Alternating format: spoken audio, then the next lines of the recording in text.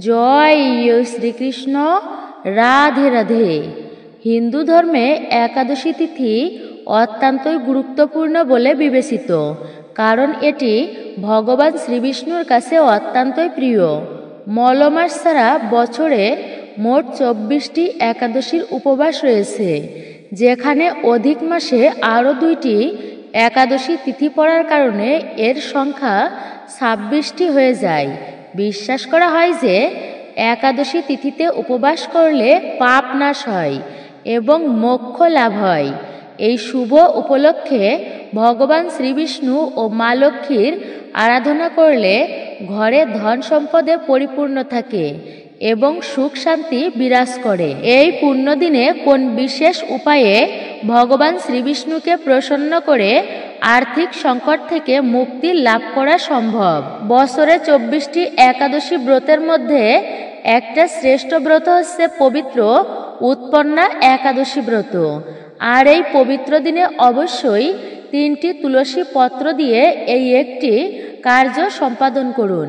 এতে ভগবানের কৃপা লাভ হবে, জীবনে অখণ্ড সৌভাগ্য প্রাপ্তি হবে। এরই পাশাপাশি এই উৎপন্না একাদশীতে রয়েছে 2025-এ একটা বিভ্রান্তি রয়েছে।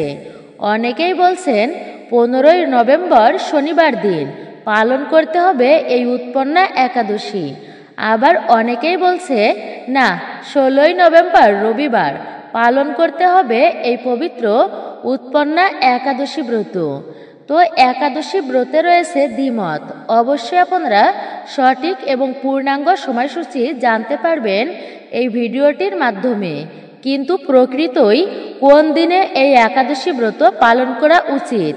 শাস্ত্রে এই উৎপন্না একাদশীর বিশেষ মাহাত্ম্য কথা বর্ণনা করা হয়েছে।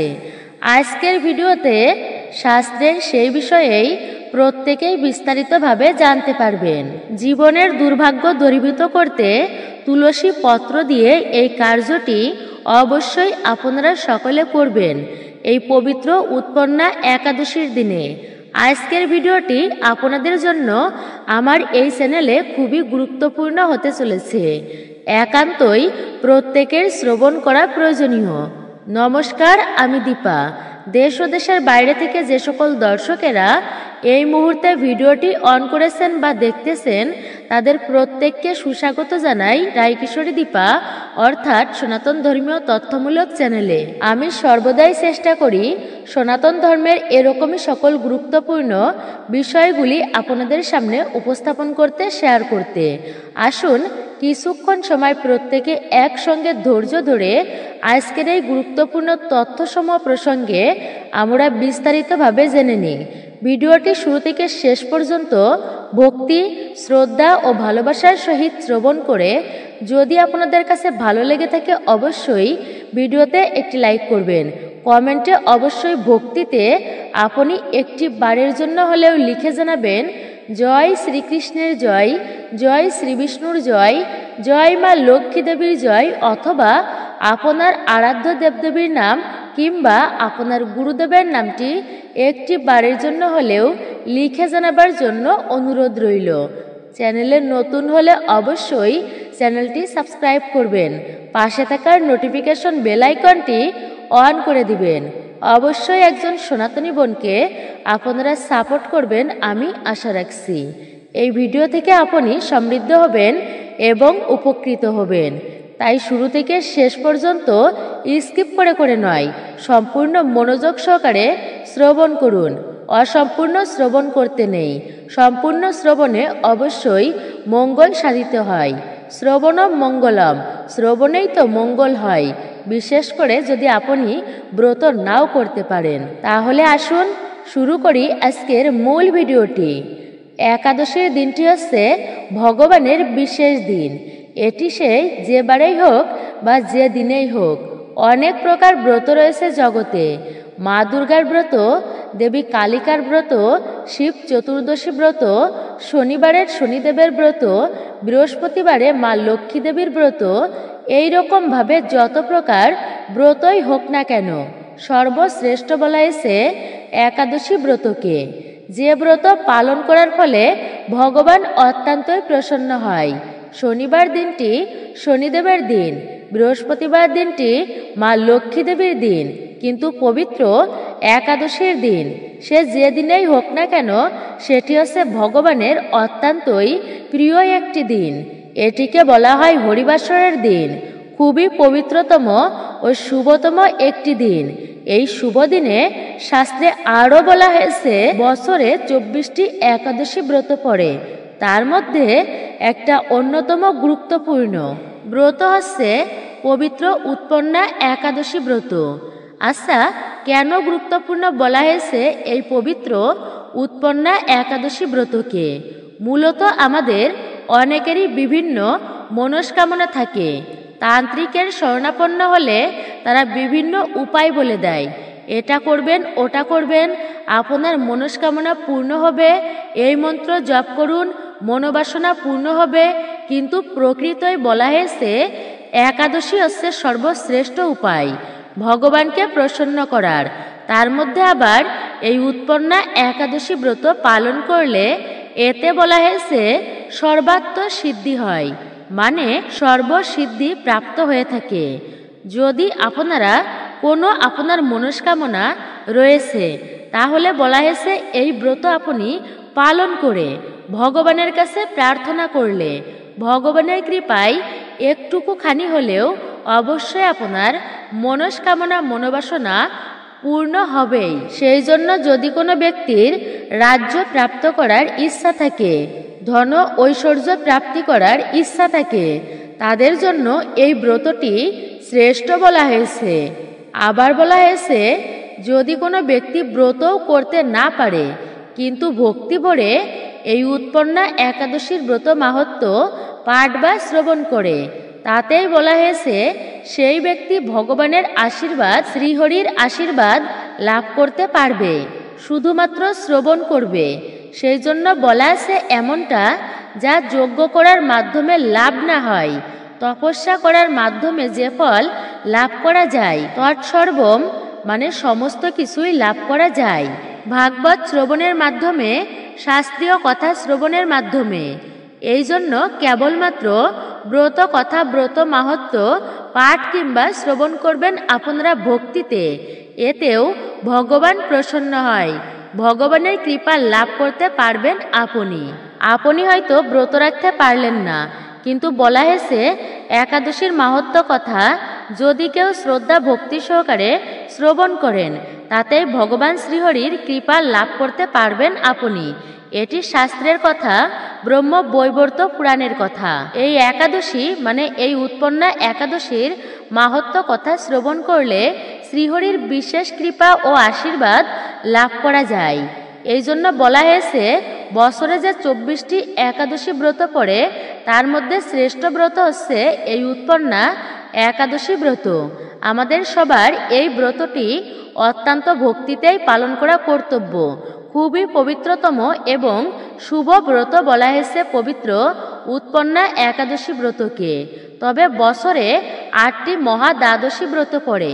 যে মহা দ্বাদশী সংযুক্ত একাদশী ব্রত পড়ে, সেই ব্যক্তির আরও বেশি পুণ্য লাভ হয় যদি কেউ এই মহা দ্বাদশী ব্রত অর্থাৎ একাদশী সংযুক্ত মহা দ্বাদশী ব্রত পালন করে থাকে, বেশি পুণ্যফল লাভ হয়। এবং অশ্বমেধ যজ্ঞ বলা হয়েছে যদি কোনো ব্যক্তি এক জীবনে 100 অশ্বমেধ যজ্ঞ করতে পারে, তো সে পরবর্তীতে ইন্দ্র হতে পারে। তো এই অশ্বমেধ যজ্ঞ অপেক্ষা রাষ্ট্র যজ্ঞ হচ্ছে শ্রেষ্ঠ। তো এমনভাবে যত প্রকার যজ্ঞ রয়েছে তার থেকেও অর্থাৎ সেই সমস্ত যজ্ঞের থেকেও শত সহস্র গুণ বেশি ফল লাভ হয় যদি কোনো ব্যক্তি মহা দ্বাদশীতে ব্রত করে ত্রয়োদশীর দিনে সকালবেলা ব্রতের পালন করতে পারে। খুবই গুরুত্বপূর্ণ এই মহা দ্বাদশী ব্রত। একাদশী যুক্ত মহা দ্বাদশী পড়েছে এই বছরে অর্থাৎ 2025 সালে পবিত্র উৎপন্না একাদশীতে। এই কারণে এই একাদশী হয়েছে আরও মাহাত্ম্যপূর্ণ এবং বলশালী। প্রতিটা একাদশী ব্রত পালন করা অবশ্যই আমাদের কর্তব্য, কিন্তু যদি অন্যান্য একাদশী ব্রত যদি কেউ করতে নাও পারেন, প্রত্যেককে বলবো আপনারা ভগবানের প্রীতি বিধানের জন্য ভগবানের উদ্দেশ্যে এই একাদশী ব্রতটি অবশ্যই পালন করুন।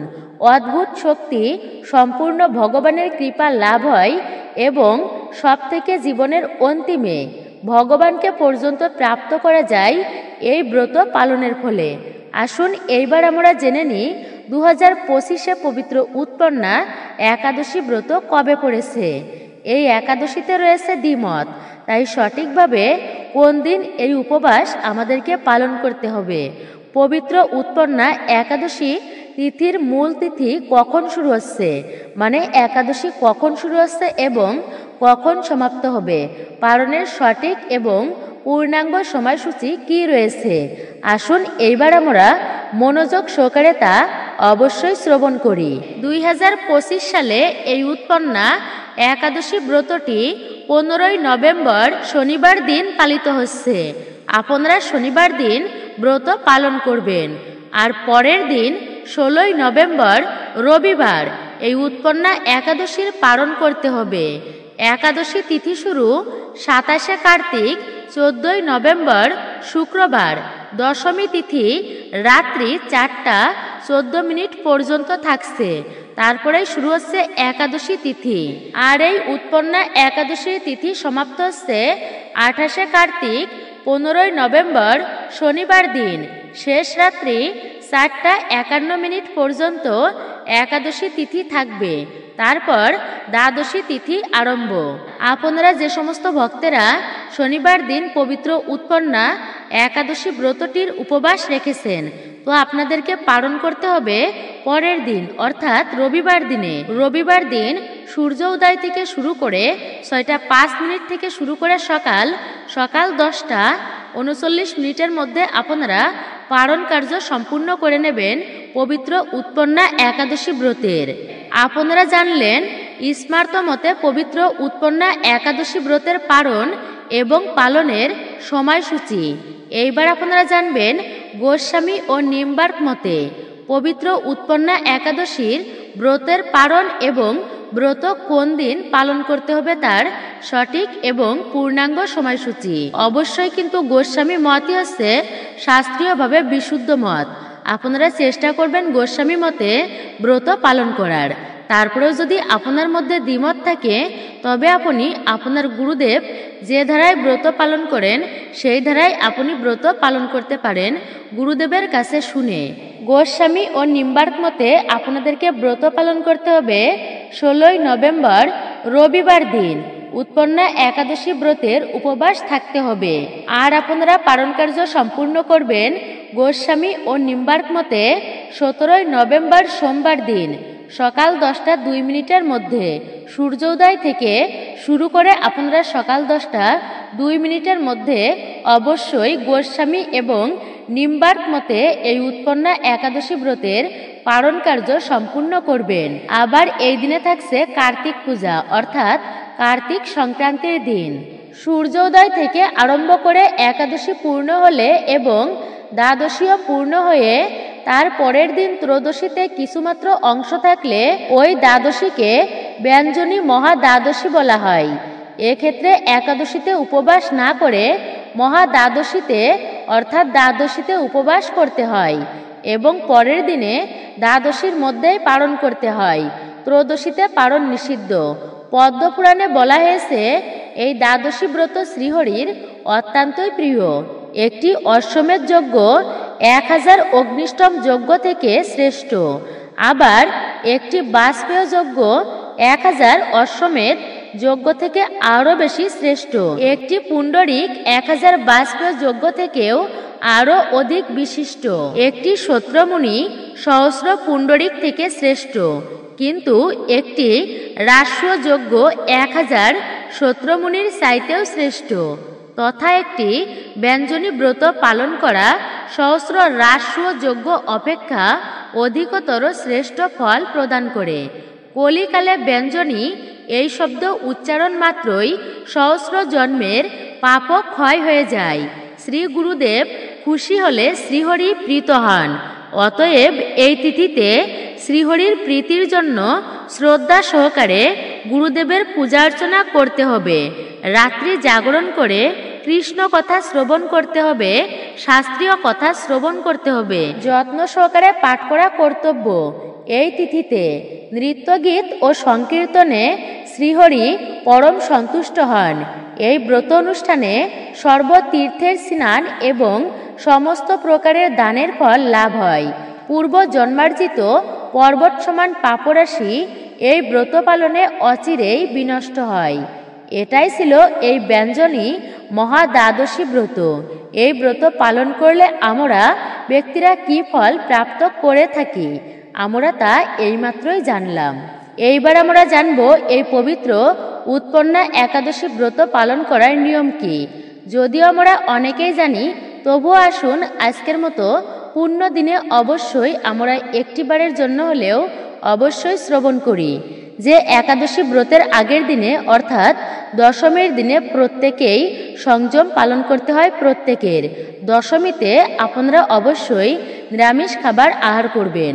এই সংযমের দিনে নিরামিষ খাবার গ্রহণ করা অবশ্যই কর্তব্য, অবশ্যই উচিত।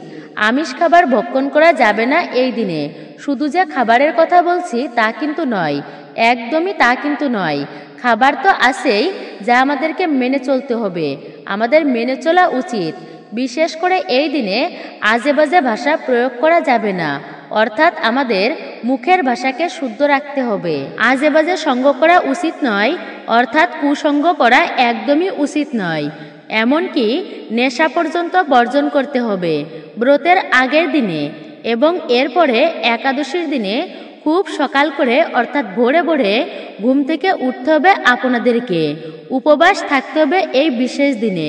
উপবাস মানে হচ্ছে ভগবানের সন্নিকটে বাস করা, অর্থাৎ ভগবানের খুবই কাছাকাছি বাস করা।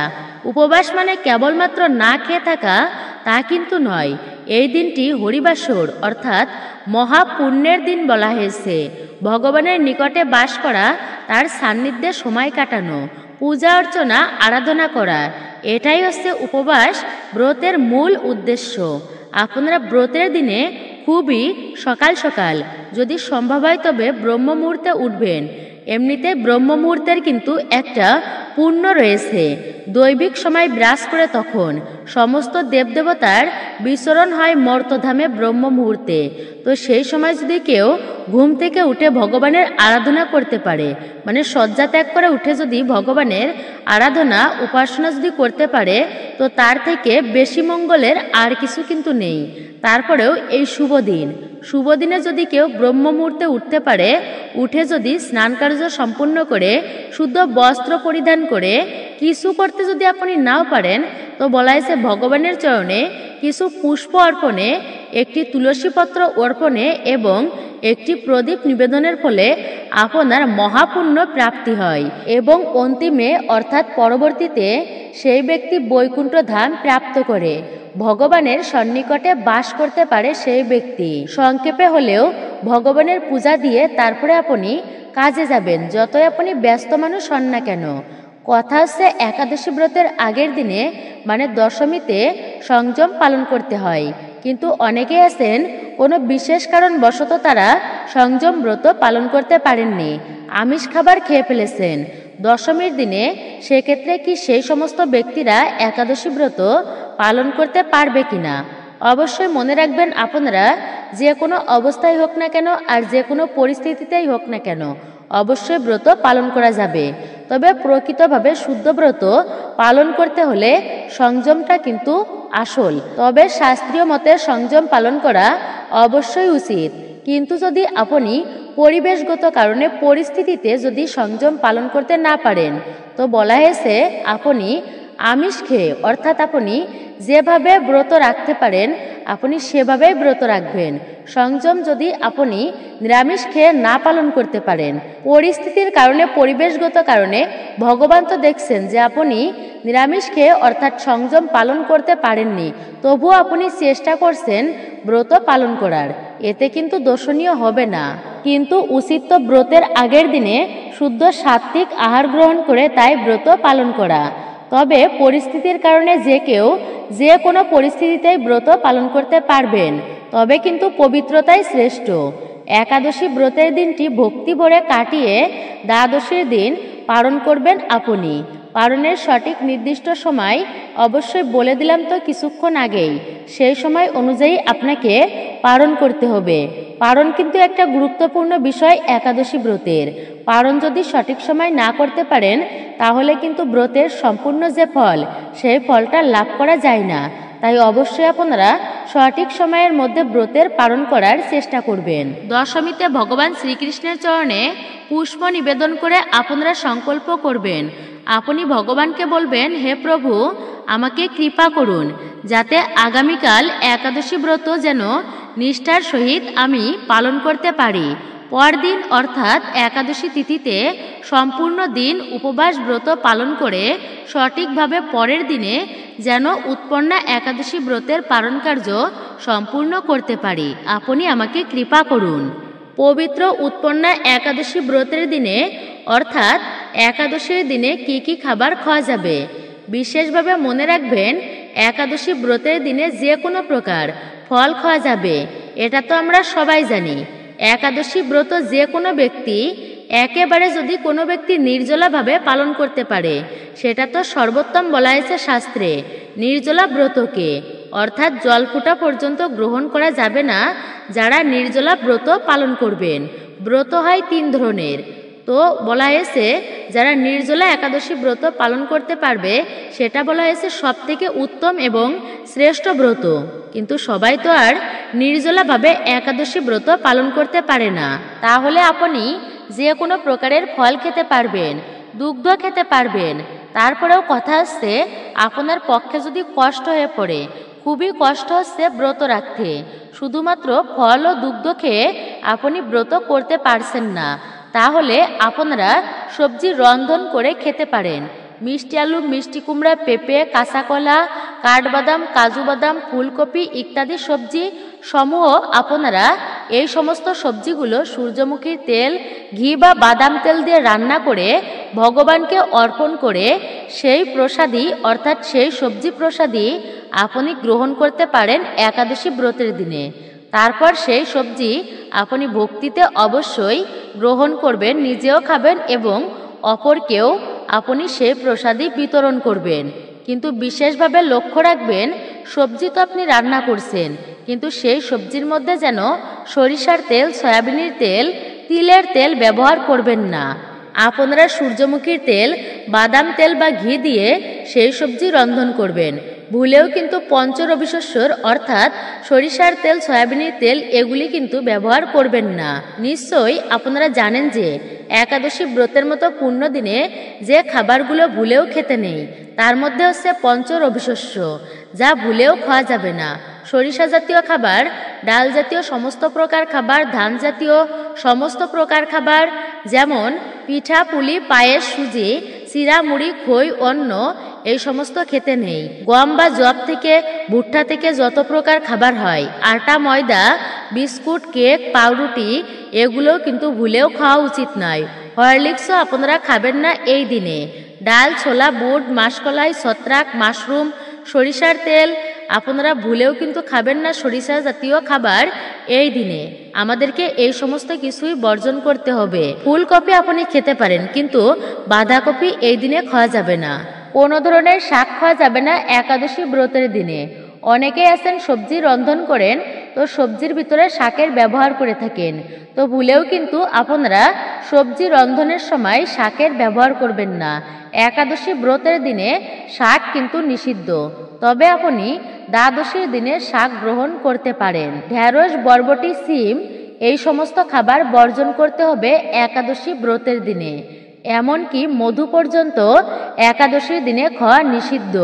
তবে অনেকেই বলে থাকেন যে মাতাজি বলবেন কি একাদশী ব্রত করে কি আমরা সাবুদানা খেতে পারবো কিনা? হ্যাঁ, আপনি একাদশীর দিনে অবশ্যই সাবুদানা খেতে পারবেন, কিন্তু বর্তমানে সাবুদানা মোটা করার জন্য আটার মিশ্রণ করা হয়, তাই অবশ্যই আপনি খাঁটি সাবুদানা গ্রহণ করতে পারবেন। অনেকেই ব্রত রেখে শ্যামা চাউলের খিচুড়ি তৈরি করেন, কাউনের খিচুড়ি তৈরি করে তাই তারা ব্রতের দিনে গ্রহণ করেন। তবে কিন্তু আপনারা এটা কিন্তু ভুল করেও করবেন না, এগুলি গ্রহণ করলেও ব্রত ভঙ্গ হয়ে যায়, তাই আপনি এটা করবেন না, ব্রতে পর্যন্ত দোষ লাগে। একাদশীর দিনে সবজি যারা রন্ধন করবেন, যারা ফল কাটবেন, তারা বিশেষ করে আপনারা খেয়াল রাখবেন যেন হাত কেটে না যায়। অবশ্যই কিন্তু এটা দর্শনীয় ব্রতের দিনে রক্তক্ষরণ যেন না হয়। এত পবিত্র এবং শুভ দিন, পবিত্র উৎপন্না একাদশীর দিনে কিছু কাজকে একেবারেই কিন্তু নিষিদ্ধ করা হয়েছে এবং অশুভ আর অমঙ্গলের বলা হয়েছে। তাতে আপনি ব্রত করুন কিংবা না করুন, ভুলেও কিন্তু উৎপন্না একাদশী দিনে বা একাদশীর দিনে আমাদের কখনোই করা উচিত নয় এমন কার্যগুলো। তো প্রথমত হচ্ছে আপনারা এই দিনে ভুলেও কিন্তু ক্ষৌরকর্ম করবেন না। শুভ দিনে কিন্তু ক্ষৌরকর্ম করতে নেই। চুলদাড়ি নখ কিন্তু ভুলেও এই দিনে কাটবেন না। অশুভ গ্রহের দোষ লাগে জীবনে, অশুভ এবং অমঙ্গল হয়ে থাকে বিশেষ করে আপনার জীবনে, সংসারে দারিদ্রতা পর্যন্ত প্রবেশ করে। আমরা অনেকেই আছি আজ তো আমরা বিশেষ কাজ নেই, তাই আমরা উপবাস থেকে একটু ক্লান্ত বোধ করছি, এমনিতেই আমরা ঘুমাই, তো তা আমরা দিনের বেলায় একটু ঘুমিয়ে নিই বা ব্রত রেখে আমরা ঘুমিয়ে নিই। তো মনে রাখবেন, উপবাস করে কখনোই ঘুমানো উচিত নয়, আর দিবানিদ্রা কিন্তু কখনোই শুভ নয়। এটি জীবনের পক্ষে আরও অমঙ্গল বলা হয়েছে। এই দিনটি ভগবানের সান্নিধ্যে কাটানো উচিত। কিন্তু ধরুন আমি উপবাস তো করলাম, ব্রত করলাম, আবার ঘুমিয়ে ঘুমিয়েই দিনটি বা রাতটি অতিবাহিত করলাম, এটা কিন্তু কোনো প্রকার ব্রত বলা চলে না। প্রকৃত ব্রত নয় এটা। প্রকৃত ব্রত হচ্ছে ভগবানের উদ্দেশ্যে সেই দিনটি অতিবাহিত করা, রাত্রি জাগরণ করে ভগবানের নাম গুণকীর্তন করা, শাস্ত্রীয় পাঠ আদি ভাগবত গীতা পাঠ শ্রবণ করা বা পাঠ করা অবশ্যই কর্তব্য। ভক্ত সঙ্গে সময় অতিবাহিত করতে হয়, পূজা অর্চনা করতে হয় ভগবানের, ধ্যান আরাধনায় সময় অতিবাহিত করতে হয় ভগবানের। হরে কৃষ্ণ মহামন্ত্র আপনি যতবার পারবেন অবশ্যই এই দিনে জপ করবেন। যারা মালা জপ করেন তারা অবশ্যই অধিক সংখ্যায় মালা জপ করার চেষ্টা করবেন।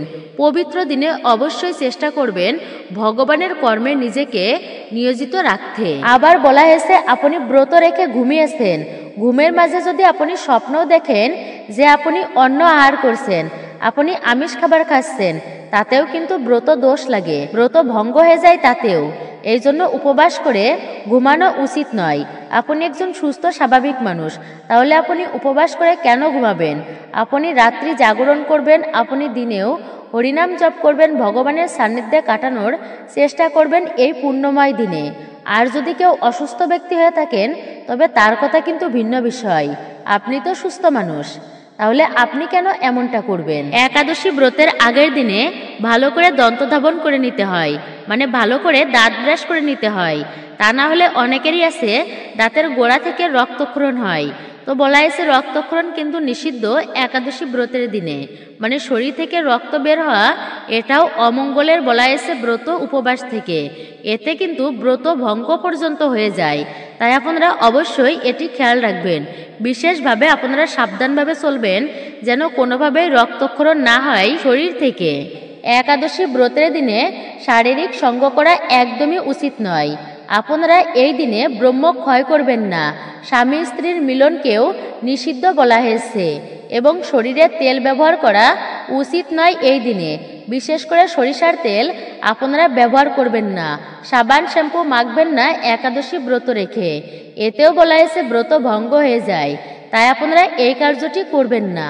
শাস্ত্রে এই পবিত্র উৎপন্না একাদশীর বিশেষ মাহাত্ম্য কথা, ব্রত কথা বর্ণিত হয়েছে, যা শ্রবণ করলেও শ্রীহরির বিশেষ কৃপা লাভ করা সম্ভব, আশীর্বাদ পাওয়া যায় জীবনে।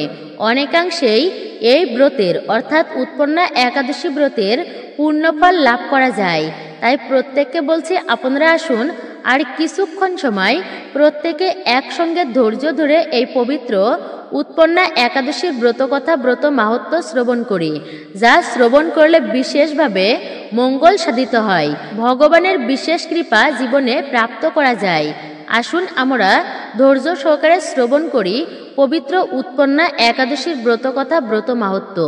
তারপরে আমরা শ্রবণ করব এই দিনে তুলসী পত্র দিয়ে অবশ্যই কি কার্য করতে হবে যাতে সংসারের দারিদ্রতা দূরীভূত হয়, অমঙ্গল দূরীভূত হয় এবং সর্বকৃপা লাভ করা সম্ভব হয়। আপনারা ধৈর্য সহকারে শ্রবণ করুন। অগ্রহায়ণের বা মার্গশীর্ষ মাসের পুণ্যকারী কৃষ্ণপক্ষের একাদশীকে কেন উৎপন্না একাদশী বলা হয় এবং কি জন্যই বা এই উৎপন্না একাদশী পরম পবিত্র ও দেবতাদের প্রিয়, তার মাহাত্ম্য জানতে ইচ্ছা করি। অর্জুন বললেন, শ্রী ভগবান বললেন, হে পিতাপুত্র, পূর্বে সত্যযুগে মূর নামে এক দানব ছিলেন।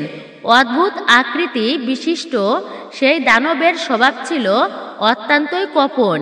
সে দেবতাদের ভীতপ্রদ ছিল। যুদ্ধে দেবতাদের এমনকি স্বর্গরাজ ইন্দ্রকে পর্যন্ত পরাজিত করে স্বর্গ থেকে বিতাড়িত করেছিল। এইভাবে দেবতারা পৃথিবীতে বিচরণ করতে বাধ্য হয়েছিল।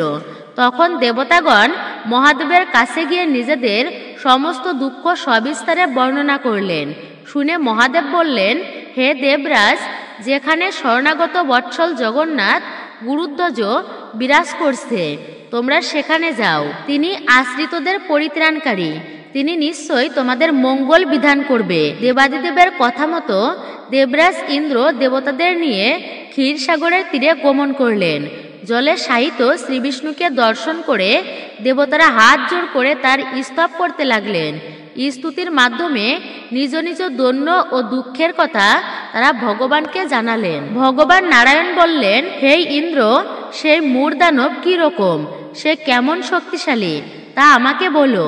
ইন্দ্র বললেন, হে ভগবান, প্রাচীনকালে ব্রহ্মবংশে তালজঙ্ঘা নামে এক অতি পরাক্রমী অসুর ছিল। তারই পুত্র সেই মূর অত্যন্তই বলশালী, ভীষণ উৎকট ও দেবতাদের ভয় উৎপাদনকারী। সে চন্দ্রাবতী নামে এক পুরীতে বাস করে। স্বর্গ থেকে আমাদের বিতাড়িত করে তার স্বজাতি কাউকে রাজা, কাউকে অন্যান্য দিকপাল রূপে প্রতিষ্ঠিত করে এখন সে দেবলোক সম্পূর্ণই অধিকার করেছে। তার প্রবল প্রতাপে আজ আমরা পৃথিবীতে বিচরণ করছি। ইন্দ্রের কথা শুনে ভগবান দেবদ্রোহীদের প্রতি অত্যন্তই ক্রোধান্বিত হলেন।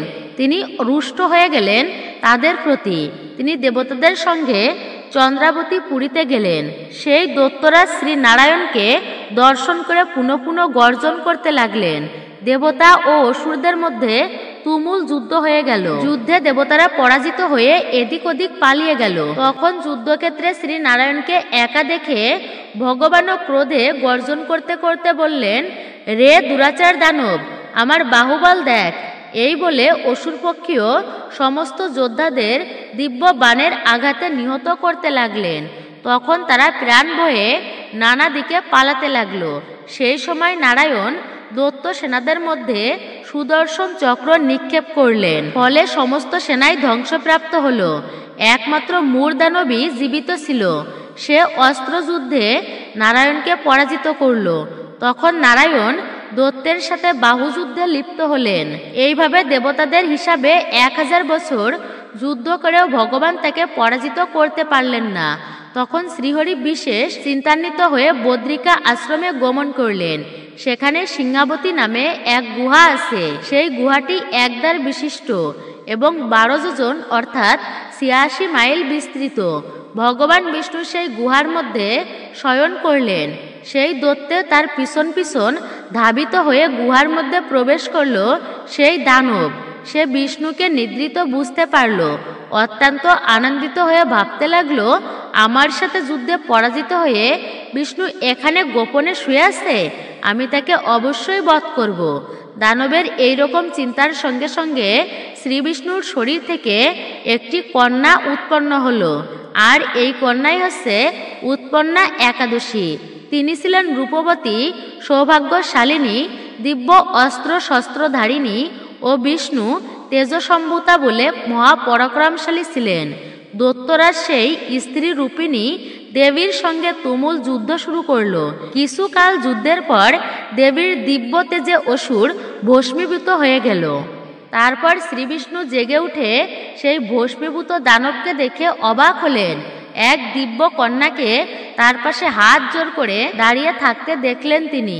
শ্রীবিষ্ণু বললেন, পরাক্রান্ত উগ্রমূর্তি, এই মূর দানবকে কে বধ করল? যিনি একে হত্যা করেছেন তিনি নিশ্চয় প্রশংসনীয় কর্মই করেছেন। সেই কন্যা বললেন, প্রভু, আমি আপনার শরীর থেকে উৎপন্ন হয়েছি। আপনি যখন ঘুমিয়েছিলেন তখন এই দানব আপনাকে বধ করতে চেয়েছিল। তা দেখে আমি তাকে বধ করেছি, আপনার কৃপাতেই আমি তাকে বধ করতে পেরেছি। এই কথা শুনে ভগবান বললেন, আমার পরাশক্তি তুমি একাদশীতে উৎপন্ন হয়েছ, তাই তোমার নাম হবে একাদশী। আমি এই ত্রিলোকে দেবতা ও ঋষিদের বর প্রদান করেছি। হে ভদ্রে, তুমিও তোমার মন মতো বর প্রার্থনা করো। একাদশী বললেন, হে দেবেশ, ত্রিভুবনের সর্বত্র আপনার কৃপায় সর্ববিঘ্ননাশিনী ও সর্বদায়িনী রূপে যেন পরম পূজ্য হতে পারি, এই বিধান করুন। আপনার প্রতি ভক্তিবশত যারা শ্রদ্ধা সহকারে আমার অর্থাৎ উৎপন্না একাদশী ব্রতের উপবাস করবে, তাদের সর্বসিদ্ধি লাভ হবে, এই বর আপনি প্রদান করুন। বিষ্ণু বললেন, হে কল্যাণী, তাই হোক। উৎপন্না নামে পরিচিত তোমার ব্রত পালনকারীর সমস্ত ইচ্ছা পূর্ণ হবে, তুমি তাদের সকল মনোবাসনা পূর্ণ করবে, এতে কোনো সন্দেহ নেই। তোমাকে আমার শক্তি বলে মনে করি, তাই তোমার ব্রত পালনকারী সকলে আমারই পূজা করবে, এর ফলে তারা মুক্তি লাভ করবে। তুমি হরিপ্রিয়া নামে জগতে প্রসিদ্ধ হবে। তুমি ব্রত পালনকারীর শত্রু বিনাশ, পরম গতি দান এবং সর্বসিদ্ধি প্রদান করতে সমর্থ হবে। ভগবান বিষ্ণু এইভাবে উৎপন্না একাদশীকে বরদান করে অন্তর্হিত হলেন। সমস্ত ব্রতকারী ভক্তিপরায়ণ হয়ে এই উৎপন্না একাদশীর মাহাত্ম্য ও উৎপত্তির কথা শ্রবণ কীর্তন করলে শ্রীহরির আশীর্বাদ লাভে ধন্য হবেন। তো এটাই ছিল মূলত পবিত্র উৎপন্না একাদশীর ব্রতকথা, ব্রত মাহাত্ম্য। আমি আশা করছি আপনারা বুঝতে পেরেছেন একটুকু হলেও। আপনি এই উৎপন্না একাদশী ব্রত পালন করলে, মানে আমরা যদি এই ব্রত পালন করি, তাহলে কি ফল লাভ করতে পারি, এই জন্য সবাইকেই বলছি আপনি নিজেও একাদশী ব্রত পালন করুন এবং প্রত্যেকের মাঝে প্রচার করুন, যেন আমরা প্রত্যেকেই একাদশী ব্রত প্রসঙ্গে বিস্তারিতভাবে জানতে পারি। এবং এই শুভদিনে অবশ্যই তুলসী পত্র দিয়ে এই কার্য করবেন। বিশেষ করে মনে রাখবেন, আপনারা ভগবানের পূজা অর্চনা যদি আমরা ঠিকভাবে মানে সঠিকভাবে ততটা নাও করতে পারি, তুলসী পত্র দিয়ে যদি শ্রীহরির পূজা অর্চনা করা হয়, তো বলা হয়েছে একটি মাত্র তুলসী পত্র যদি ভগবান শ্রীবিষ্ণুর চরণে অর্পণ করা হয়, এতে ভগবান এতটা প্রসন্ন হয়। বিষ্ণু ধর্মোত্তর গ্রন্থের বিশেষ কথা বলছি আমি। তুলসী দল মাত্রেই ন জলস্ব চুলকিনী ন বা বিকিনিত সমাত্মা ন ভক্তিব্য ভক্ত বৎসল। তুলসী দল মাত্রেই ন জলস্ব চুলকিনী ন বা বিকিনিত সমাত্মা ভক্তিব্য ভক্ত বৎসলা। একটা তুলসী পত্রের সহিত এক গুণ্ডুর জল অর্থাৎ এক কোষ জল যদি কোনো ভক্ত ভগবান শ্রীহরি বিষ্ণুর চরণে নিবেদন করতে পারে, ভগবান তার প্রতি এতটা প্রসন্ন হয়, সেই দানের প্রতিদান স্বরূপ কি দেবে ভগবান সেটা ভাবতে না পেরে নিজেকেই সেই ভক্তের চরণে বিক্রি করে দেয়, অর্থাৎ নিজেকে পর্যন্ত বিলিয়ে দেয়। তাহলে একবার ভেবেই দেখুন যে ভগবান কতটা প্রসন্ন হয় তার চরণে তুলসীপত্র নিবেদনের মাধ্যমে। মনে রাখবেন, ভগবানকে প্রসন্ন করতে পারলে এটা হয় চরম মঙ্গল। তুলসী পত্র দ্বারা শ্রীহরির পূজা অর্চনা করলে তিনি যতটা প্রসন্ন হয়, মণি মুক্তাদি দান করলেও তিনি ততটা প্রসন্ন হয় না। এই জন্য আপনি শুধুমাত্র একটি, দুইটি বা তিনটি, চারটিও নয়, আপনি পারলে 108টি তুলসী পত্র দিয়ে বা তার অধিকও দিয়ে যদি আপনার সম্ভব হয়, তাহলে ভগবান শ্রীহরির পূজা অর্চনা করবেন, তার শ্রীচরণে নিবেদন করবেন। আপনি তুলসী পত্র দিয়ে এই দিনে শ্রীহরির পূজা দেবেন, এতে তিনি অত্যাধিক প্রসন্ন হয়। অবশ্যই ভগবান শ্রীহরি বিষ্ণুর ভোগে বা শ্রীকৃষ্ণের ভোগে তুলসী পত্র অর্পণ করতে ভুলবেন না। ভগবানের ভোগে তুলসী মঞ্জরি অর্পণের ফলে আরও মহাপুণ্য হয় ব্যক্তির জীবনে। তো মূলত এটাই ছিল আমাদের আজকের ভিডিওটি আপনার কাছে কেমন লেগেছে অবশ্যই মূল্যবান মতামত জানাতে আমাদেরকে একদমই ভুলবেন না। চ্যানেলে নতুন হলে অবশ্যই চ্যানেলটি সাবস্ক্রাইব করে পাশে থাকা নোটিফিকেশন বেল আইকনটি প্রেস করে রাখবেন। অবশ্যই একজন সনাতনী বোনকে আপনারা সাপোর্ট করবেন আমি আশা রাখছি। ভিডিওতে একটি লাইক করবেন, কমেন্টে অবশ্যই আপনার আরাধ্য দেবদেবীর নামটি একটি বারের জন্য হলেও লিখে জানানোর জন্য অনুরোধ রইল। সকলে ভালো থাকুন, সুস্থ থাকুন, পরম করুণাময় ঈশ্বরের অশেষ কৃপায়। আবারও আপনাদের সাথে কথা হবে নতুন কোনো ভিডিওর প্রসঙ্গে। নতুন পুরাতন সকলকেই অসংখ্য ধন্যবাদ।